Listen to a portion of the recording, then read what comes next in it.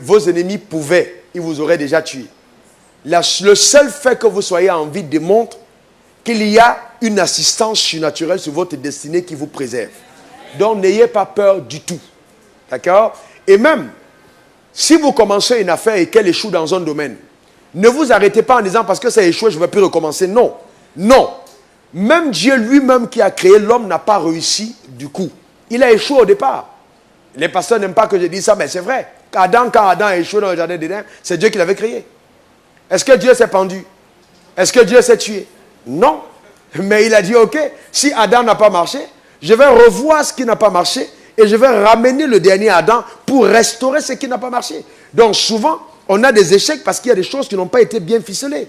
Et puis maintenant, on reprend la même affaire, on analyse et puis on va avoir un succès dans le même domaine. Il ne faut pas avoir peur du tout. Pas du tout. Il faut agir avec la confiance.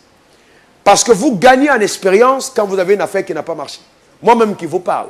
Je vous ai dit quand j'ai perdu 83 millions. Dans les 85 millions, même dans l'affaire de maison de placement. Je vous pose une question. Vous pensez que je vous le dis pour rien? Parce que je sais que certains d'entre vous avaient perdu de l'argent dans les affaires, vous êtes découragés. Je sais. Mais je vous dis aussi que j'avais perdu de l'argent et je n'avais rien. Pourquoi je vous dis ça? Pourquoi je me sens obligé de vous le dire? C'est pour vous dire que les gens que vous voyez et que vous admirez en disant ils ont réussi, ils sont passés dans des choses que peut-être si vous étiez dedans, vous aurez abandonné. Vous me comprenez? C'est ça. J'avais toutes les raisons d'avoir peur. Mais je me suis levé en disant, c'est pas parce que ça n'a pas marché que ça ne marchera pas. Et puis après, ça a marché. Dans toutes les